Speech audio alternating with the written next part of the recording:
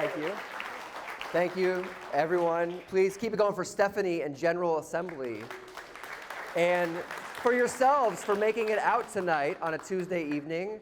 There's still a couple spaces around. I know there's some folks standing in the back. So please get your way towards the front. There's a couple seats right here. So thank you all for coming tonight. We are having a thrilling evening. My wife is here. We just gave birth. We have a baby daughter who is 5 weeks old. So if she screams in the back, that's probably my wife closing a door, exiting to wave goodbye. So I want to start off by saying that I was a teacher at General Assembly. I taught a class called How to Launch Your Idea. I see a lot of friendly faces here. And the beautiful thing about writing this book in the digital age is that books are an entirely collaborative process. And so I had friends in the crowd and people here who not only helped me make the book better, but they were crowd editors. I had people that actually read chapters and told me what worked, what didn't work. I had other friends here who introduced me to podcast guests. I had other people here who were on my podcast, including Tom Merritt, who we'll be talking to later. So overall, I want to say thank you all for coming, and if you're ready to get started, let's do this. So without knowing much about me, you think I'm a venerated entrepreneur, as I was just introduced. But I used to do stand-up comedy many years ago. And when I was writing the book, I was able to reflect upon a lot of my past. And what I realized with stand-up, what it taught me was I had to deal with failure, and I had to deal with rejection. And I still face that as a writer and as an entrepreneur. And a lot of people didn't know this about me at the time when I was a stand-up, but I was suffering through severe depression. And I spent the first couple years after college avoiding people on the weekends, not going out at night. And I had a day job at at a pension rights center. It was a advocacy group in Washington, D.C., and that paid my bills, and I did stand-up at night. And I was very anxious, and I just sort of holed myself up. But once I got through that, I realized that the rejection part of this life that we're living in the digital age now, but back then, pre-digital, rejection is a big part of it. And so you have to put yourself out there if you want to get your ideas seen and heard. And every single person I talked to for the book, which I'll get into later, has dealt with rejection. And so actually I made a website page, influencercomedy.com/rejections, to talk about all the rejections of the people that are in the book. After I worked in stand-up, so I met this wonderful woman who I mentioned as my wife, and she convinced me to drop the microphone on my comedy career because she felt like I had other skills to offer the world. I then pivoted into entertainment, and I worked in Washington, D.C., where I'm from, and I worked on shows like The Wire as a production assistant. I made independent films on the weekends. And the second lesson that I learned through entertainment was it's not necessarily what you know, it's who you know. And oftentimes, who here has worked in Hollywood? You know that it's not always the smartest or best qualified person that gets the job. It's the most networked person that often gets the job. And so when I lived in DC, I actually built my network because I worked as a PA on shows like The Wire, who here has watched The Wire? I worked on season 4, which was the education season. They found a body in the house. I don't know if you remember that episode. Very good one. Spoiler alert, they found the body. But I had a great time in that part of my professional career, but I learned that building networks were key. And the second thing I learned was it's all about attrition. When I moved to LA, my friend told me, if you want to survive in Hollywood, you have to keep doing it.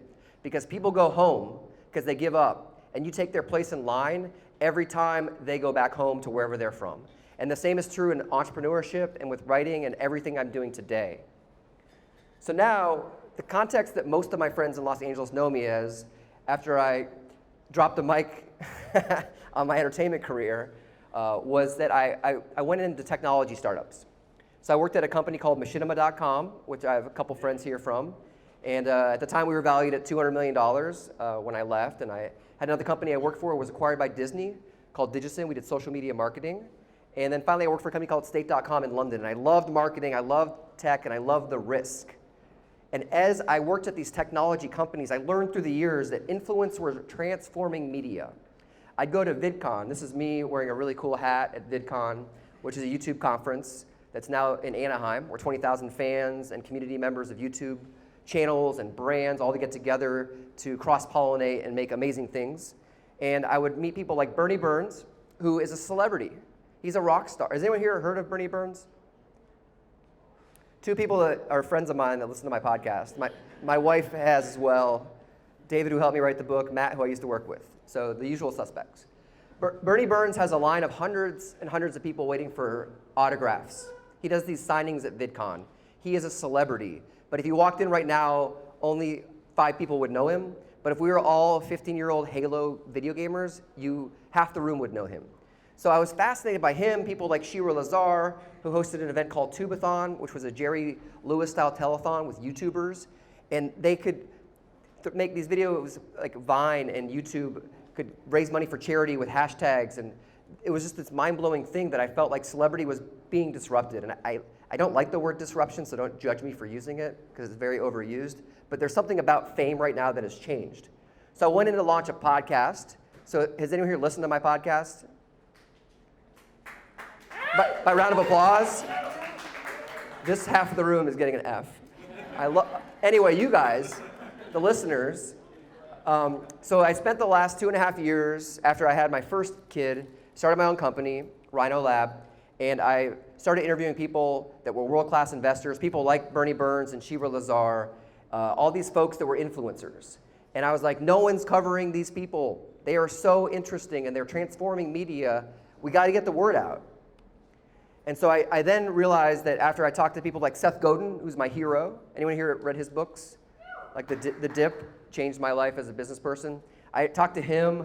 I talked to Troy Carter, who's an investor and Lady Gaga's former talent manager in Los Angeles. Freddie Wong, who's shattered crowdfunding records for making movies. And all these fascinating, inspiring people, because I had a platform of a podcast, I could get my foot in the door. And it helped me then write the book. So it's been a symbiotic journey, and I've been studying these influencers for a long time. So now I want to tell you that in order to thrive in the digital age, you don't need to go to business school, you don't need an Ivy League degree, you don't need to have a lot of money, and you don't need to know any celebrities. You need to learn the new rules of the influencer economy. Yeah, clap. Come on. That means clap. And also, I see folks taking photos, so feel free to take any photo, hashtag IEBook, if you want to keep it copacetic. And so what we're going to do now is I'll tell you a bit about the framework. Because when I started the book, like I mentioned, I crowd edited it. So I had a lot of friends who gave me feedback, and they wanted more actions and lessons. And they wanted me to create a business framework for launching an idea from these influencers, which actually was not my original intention. At first, I was going to cover these folks and tell their amazing and inspiring stories. But what I was learning wasn't as easily understood because I wasn't being clear enough. So all my friends and podcast listeners and email subscribers that gave me feedback said, make this more explicit. So the 3 steps are launch, share, and thrive. And I have a photo of Kanye West here because someone came on my podcast, a guy named Flula Borg, who's a YouTuber, and he said that unless you're Kanye West, no one cares if you make mistakes. So you have to just start. So just starting is the element that everyone on my podcast did. The share element, that is building community. You need a community and an audience for any idea you have in the digital age. And it's never too early to start marketing your idea. And then finally, thriving. That's making money, making a living, and actually meeting people in real life and connecting with them. And finally, it's giving people ownership of your brand and your identity, and sharing with them and making them feel one-on-one like they're equals in your participation. So these are the 10 principles, if you want to take a look at them in emoji style. I'm reaching the millennials. So this is essentially where the steps come into play. So these are 3 steps that I just showed you, and these are the principles that go with each step. So for the next couple of minutes, I'm just going to break down what the philosophies are very quickly, so then you can understand the framework for how anyone to launch their idea. So before I jump into this, can people just shout out what kind of ideas they're working on, if they have any? Ebook? Ebook. Digital theater? A podcast? Blog. A blog? E-course? A wetsuit line? Oh. Credit card for sports. Yeah, let's get more specific. Experience Club. We are Tech LA. Illuminated apparel. Illuminated apparel. I like that one.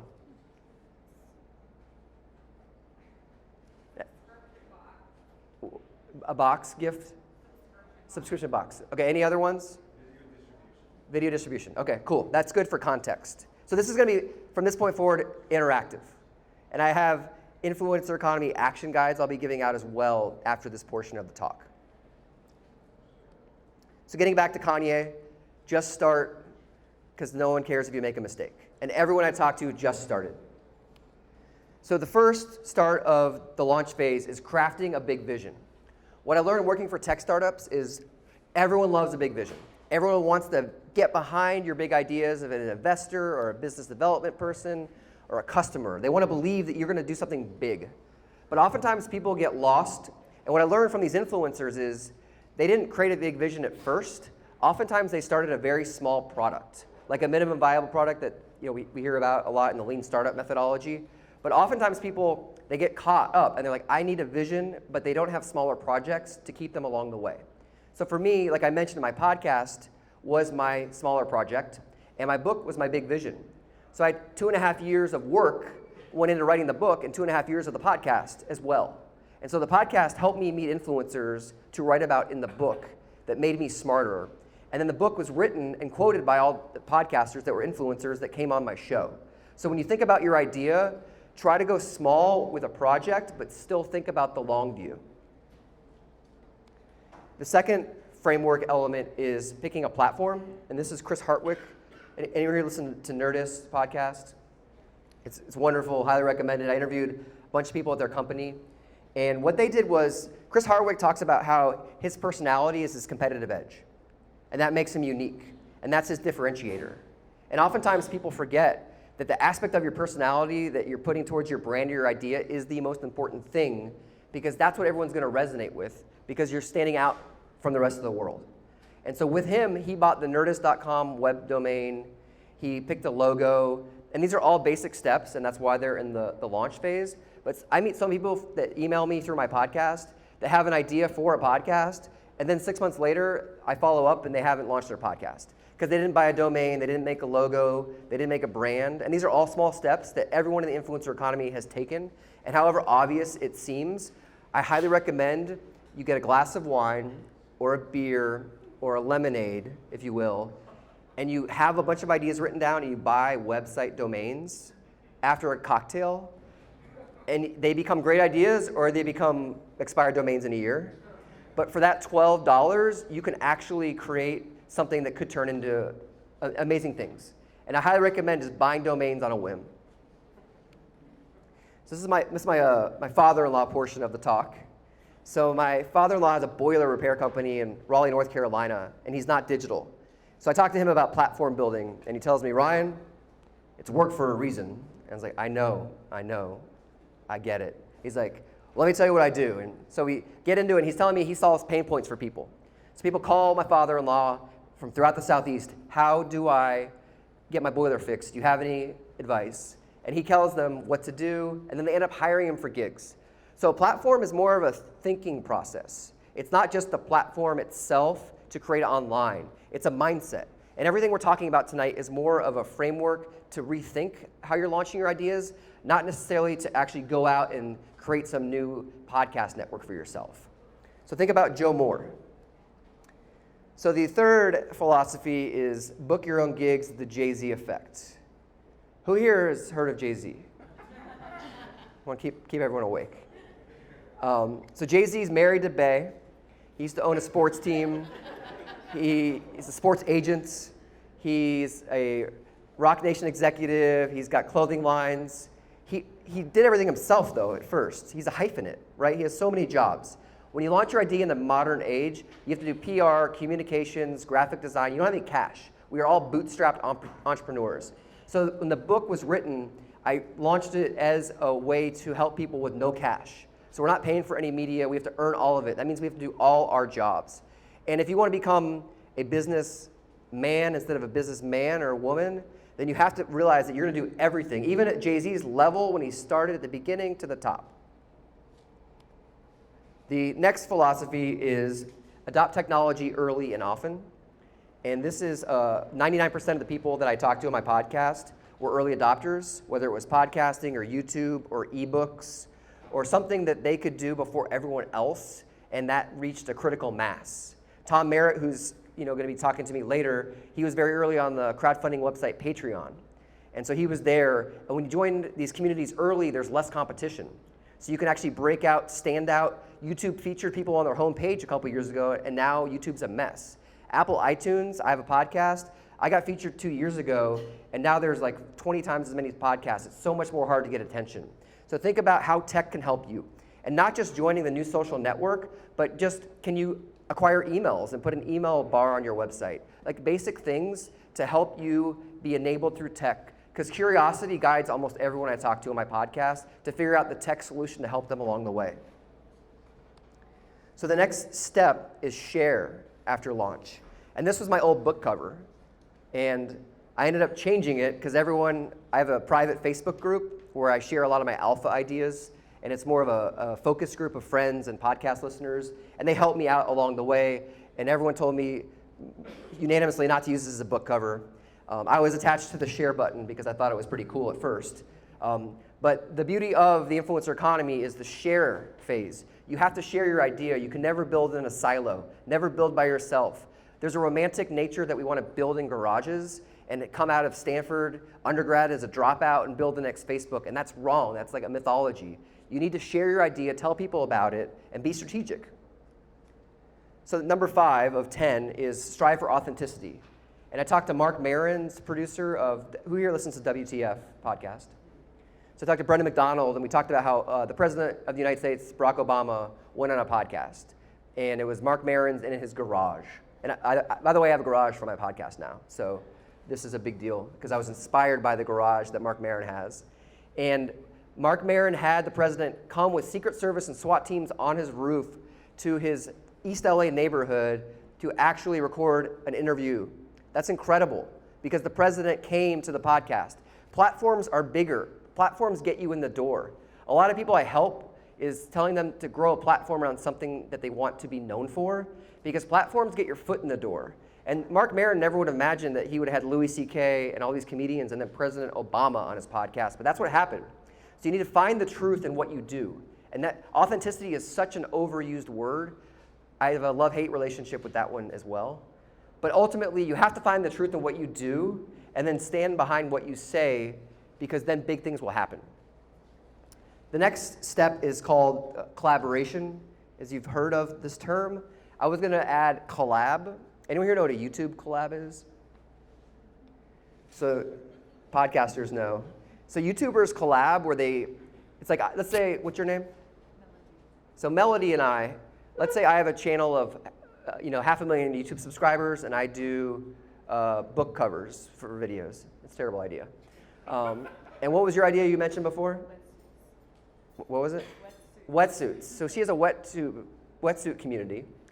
So she has, let's say, a million subscribers. I have 500,000.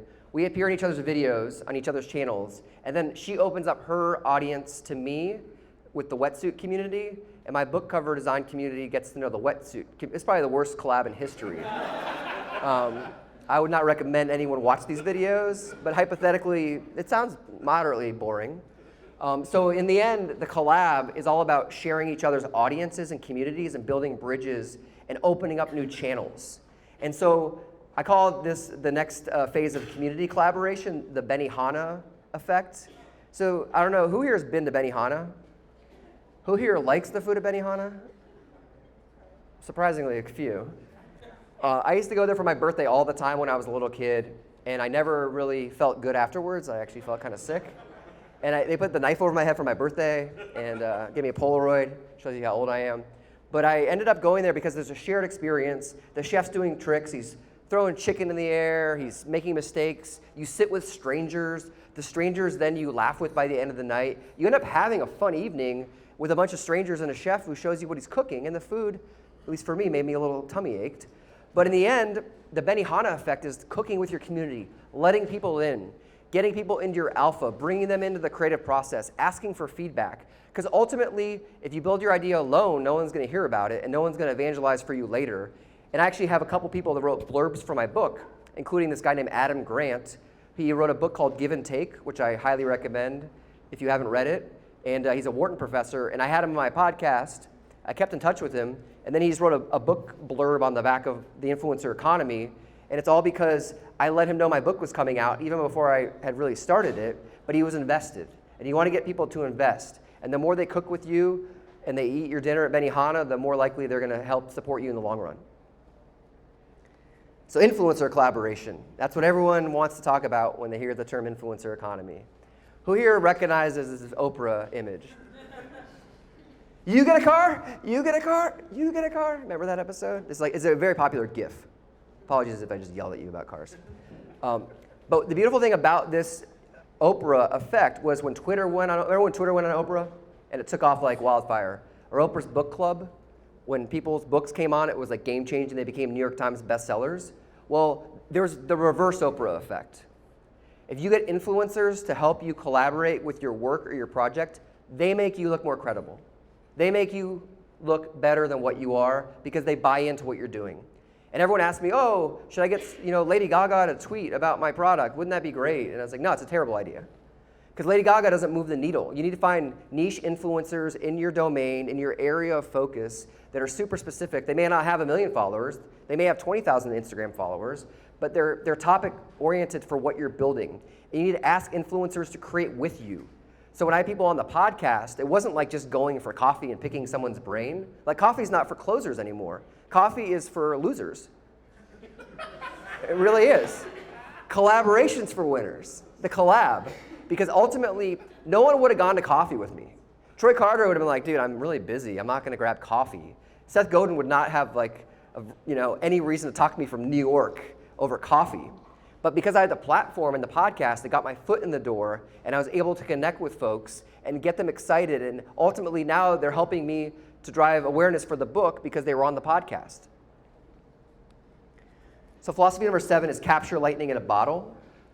This is the step where you've set yourself up, you've launched, you've shared, you've gotten people to buy in, you've gotten influencers to collaborate, you've collabed with your community, you've given people ownership of your idea, and you have a micro community. These are your archetype customers. These are your clients, your folks that you have to actively pursue. Ask questions on your email list. Give them surveys. Do giveaways. Give people free stuff to learn more about them and bring them in and create 3 archetypes of people. And those are what you're creating your product and your idea for. And then from there, you need to brand your ideas and collaborate, and keep collabing. So I want to reflect on what I learned from this whole process was that the influencer economy was the name of my podcast for a long time, and it didn't really flow off the tongue. Can everyone say influencer economy out loud for me? Influencer economy. Great book title, right? $10 after the talk. Stick around for the free beer.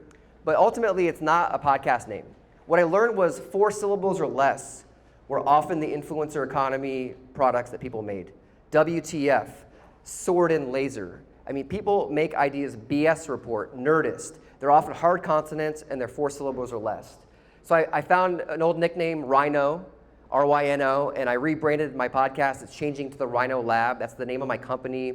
And it's no longer about interviewing influencers because that phase is over. It's actually talking to people in a laboratory about the creative ideas that they've launched. And so what I'm doing is helping entrepreneurs and creative people launch digital products, whether it's podcasts or tech products or people helping with self-publishing books, and whether it's executives or people at companies or creative entrepreneurs. Because ultimately, what I think is the most fascinating element of the world we live in is that everyone has a chance. Not everyone's going to succeed. Not everyone's going to win by any stretch of the imagination. But we all have that little chance. And we all live in LA and California for a reason because there's something about the city and the state where you feel like there's a great opportunity for growth. And so I also have helped people build their networks, and I have a collaboration where I help with folks that want to be coached in a collaborative group with other entrepreneurs and creators to help launch their digital products. So all this sort of came because I was burned out working on tech startups. Because you work at Machinima, as our friends will attest, it really burns you out because you're working insane hours for, not that our founder was crazy, but a lot of tech founders. Anyone here works for a startup? Who here has worked for a tech startup? Was your founder crazy? Raise your hand. Unanimously. Were you the crazy founder? Raise your hand.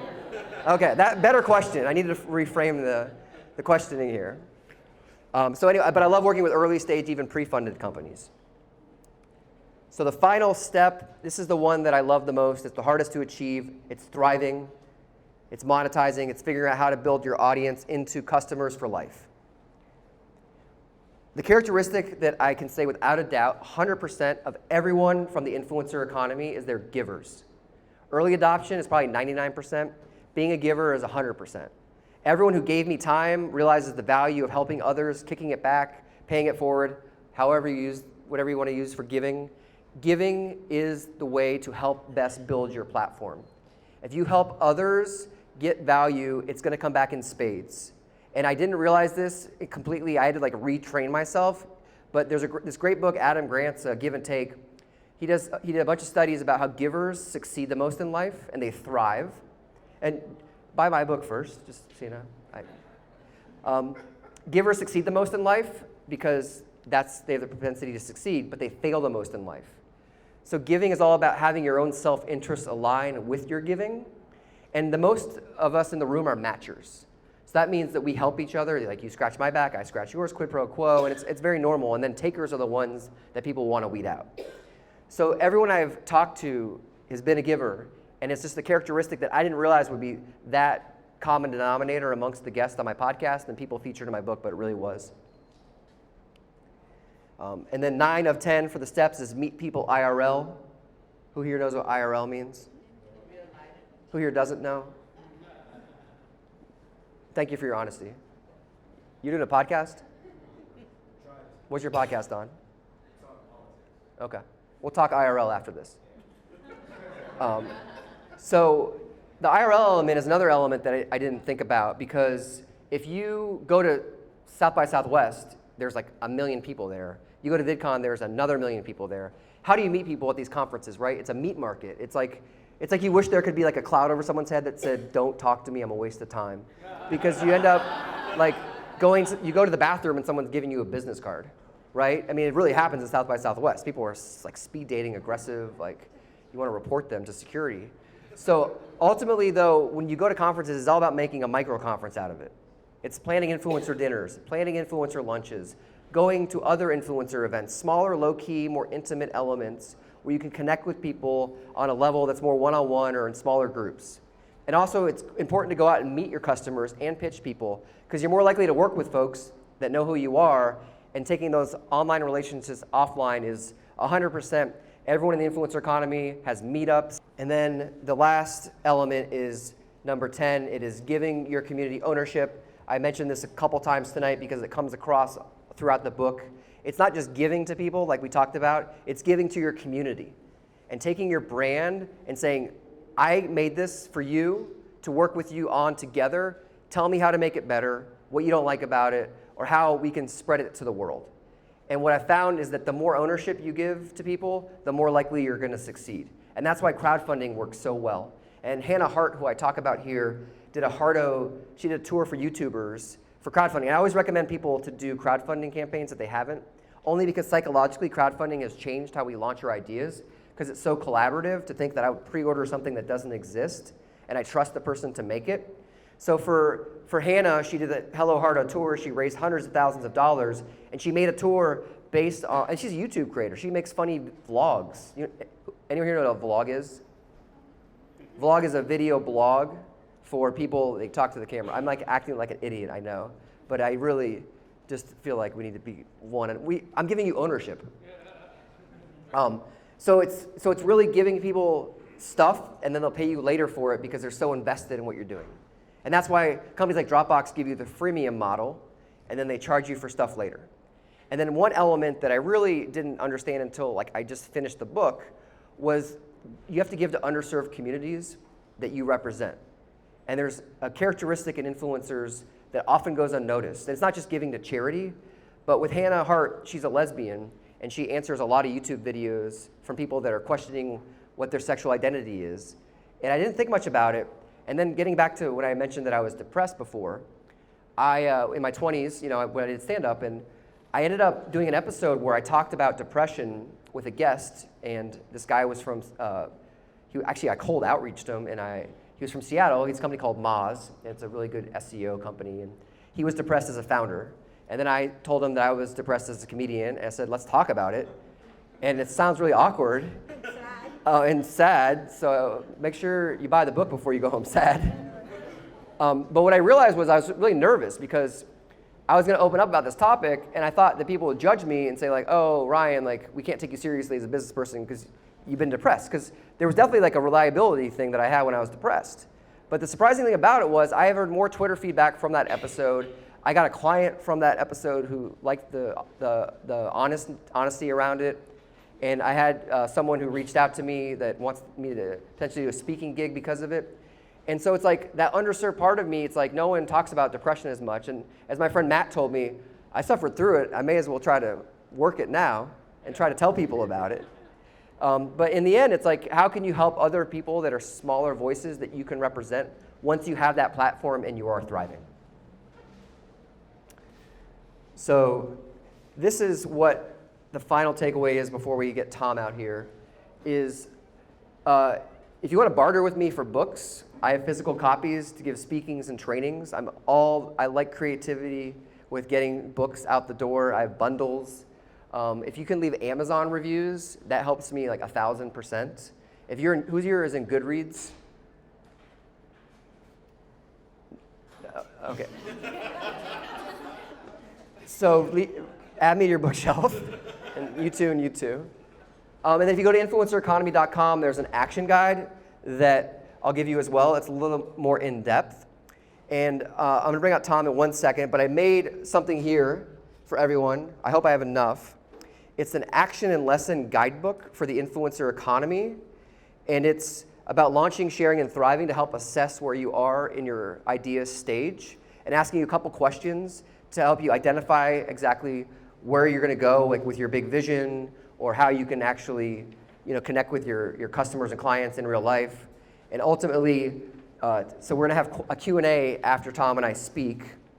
And instead of having just a straight up, like asking questions, you go to these events, right? And people sometimes, or who goes to a lot of events where people just pitch their ideas, right? And they're like, I have a question, I'm starting a company, and it's going to be the next Facebook, right?